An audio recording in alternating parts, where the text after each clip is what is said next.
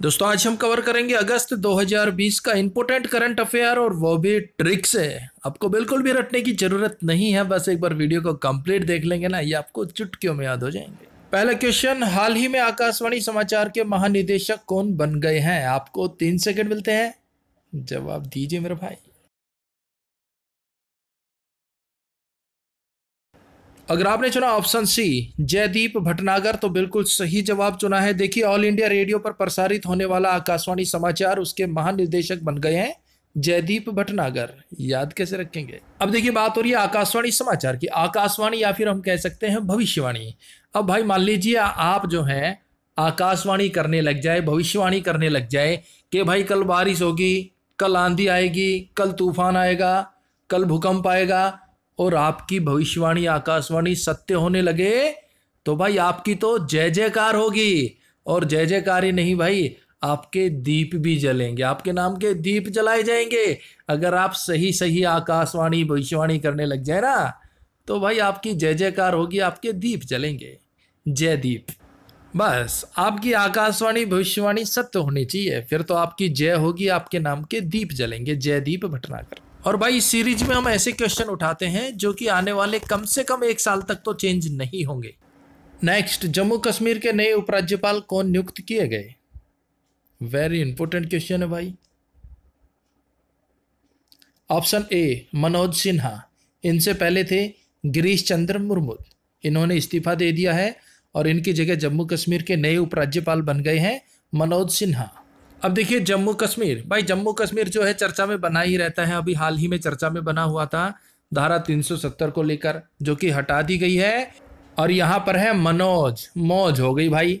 जम्मू कश्मीर से धारा 370 हट गई, मनोज का हो गया मौज हो गई। सिंह का, सिंह की तरह, शेर की तरह। अब आप वहां पर जमीन खरीद सकते हैं, अब वहां पर रह सकते हैं, घूम फिर सकते हैं, क्योंकि भाई जम्मू कश्मीर से धारा 370 हटा दी गई है। तो मौज हो गई, मौज हो गई ना भाई, बस इतना याद रखिए। नेक्स्ट, वेरी इंपॉर्टेंट क्वेश्चन, पुस्तक सियासत में सदस्यता के लेखक कौन है? दोस्तों ये पुस्तक वाले जितने भी क्वेश्चन है वेरी वेरी इंपॉर्टेंट है। किसी भी लेवल का एग्जाम हो, 1-2 पुस्तक पूछ ली जाती हैं।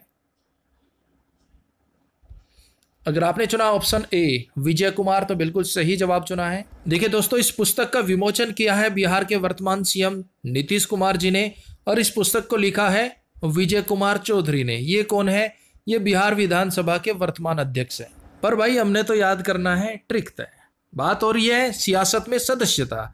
भाई हम सियासत नहीं करते और ना ही सियासत में कोई हमारी सदस्यता है, बिल्कुल भी इंटरेस्ट नहीं है सियासत करने का। लेकिन अगर कभी सियासत करनी पड़ गई ना तो भाई हमेशा विजय होंगे। सियासत में कभी भी हम हार नहीं मानेंगे। विजय कुमार, सियासत पहली बात तो हम करते नहीं, अगर कभी करेंगे ना तो भाई विजयी होंगे, विजयी होंगे, विजयी होंगे। सियासत में कभी हार नहीं मानेंगे। तो सियासत में सदस्यता लेंगे तो विजय होंगे भाई, विजय कुमार। नेक्स्ट, संजीवनी ऐप किस राज्य सरकार ने लॉन्च किया है? ऑप्शन ए बिहार सरकार ने संजीवनी ऐप लॉन्च किया है, बिहार सरकार ने। इस ऐप से जरिए कोविड-19 की जांच और इलाज से संबंधित हर प्रकार की जानकारी मिल सकेगी। अब संजीवनी ऐप है तो भाई संजीवनी से याद आता है हमें संजीवनी बूटी।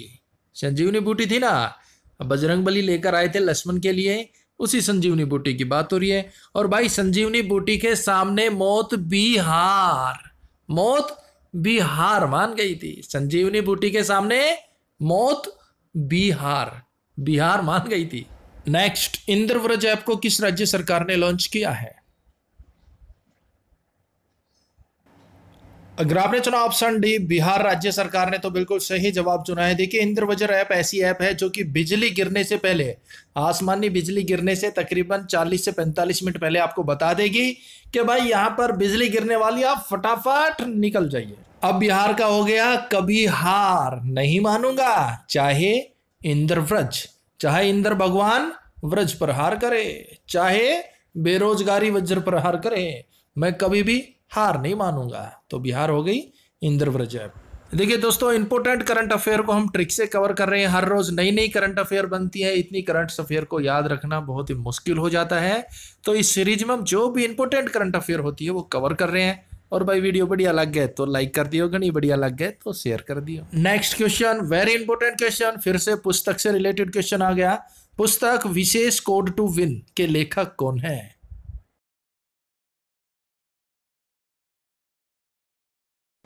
अगर आपने चुना ऑप्शन बी निरुपमा यादव तो बिल्कुल सही जवाब चुना है। देखिए ये पुस्तक भारत की बास्केटबॉल टीम के कैप्टन विश्वेश्वर भृंगवंशी के जीवन पर आधारित है और ये पुस्तक क्रिकेट प्रभुत्व वाले राष्ट्र में बास्केटबॉल खिलाड़ियों की मानसिकता को बयां करती है और इसे लिखा है स्पोर्ट्स वुमेन लेखिका निरुपमा यादव ने।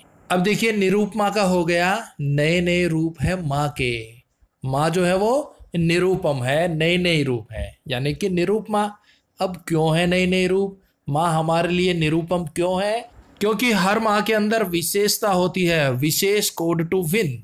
वो आपको जीतने का मार्ग दिखाती है, जीतने का कोड समझाती है, कोड दिखाती है कि बेटा ऐसे करो जीत हासिल होगी, ऐसे आप जीतोगे। वो एक कोड देती है आपको, उसी कोड के दम पर आप अपनी लाइफ में बढ़ते हैं और जीत हासिल करते हैं। नेक्स्ट, कोना कोना उम्मीद कैंपेन किसके द्वारा लॉन्च किया गया? Option D Kotak Mahindra. अब ये कोना कोना उम्मीद कैंपेन क्या है? तो देखिए इस कैंपेन के द्वारा कोटक महिंद्रा बैंक अपने ग्राहकों को नए नए ऑफर्स देंगे, नई नई स्कीम देंगे और बहुत सी छूटें देगी। और भाई महिंद्रा कोटक की स्थापना हुई 2003 में, इसका हेडक्वार्टर है मुंबई में। याद कैसे रखेंगे? कोटक महिंद्रा।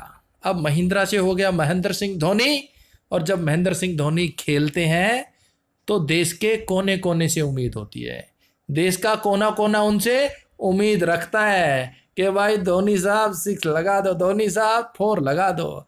तो भाई महेंद्र सिंह धोनी जब खेलते हैं तो देश का कोना कोना उनसे उम्मीद रखता है। तो कोना कोना उम्मीद कैंपेन हो गया कोटक महिंद्रा, भूल मत जियो भाई।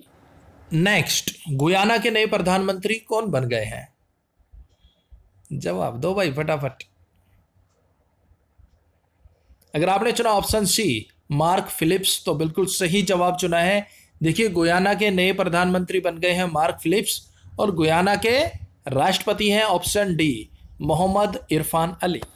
और भाई हम तो याद करेंगे प्रधानमंत्री को, यहाँ पर है मार्क फिलिप्स।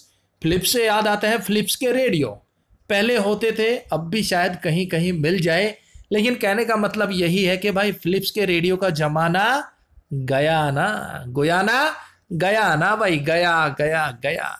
भाई मेरे फादर के पास भी फिलिप्स का रेडियो होता था और अब भी है, लेकिन अब वो चलता नहीं है, उसके अंदर सेल डलते थे, लेकिन अभी वो पता नहीं किस कोने में पड़ा हुआ है।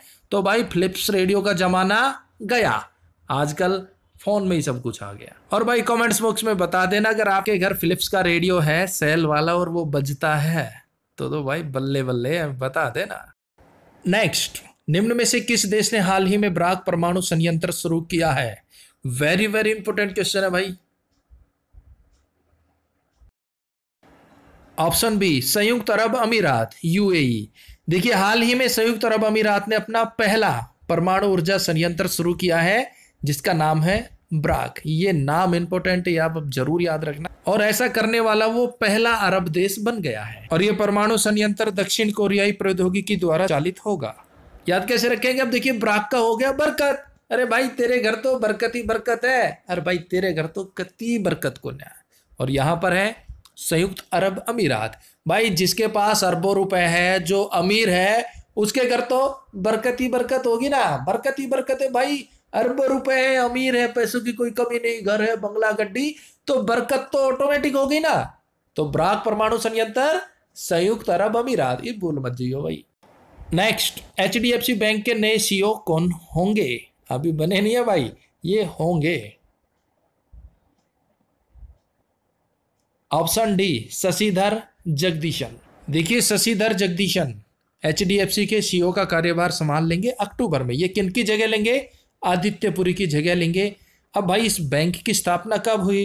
1994 में, और इसका मुख्यालय मुंबई में। और एचडीएफसी बैंक की भाई टैगलाइन क्या है? वी अंडरस्टैंड यूर वर्ल्ड, हम समझते हैं वास्तव में आपकी दुनिया। और भाई नेक्स्ट क्वेश्चन बिल्कुल छोटा सा प्यारा सा क्वेश्चन, और ये होगा आप सभी के लिए चैलेंज, जिसकी हम आपको ट्रिक भी करा चुके हैं।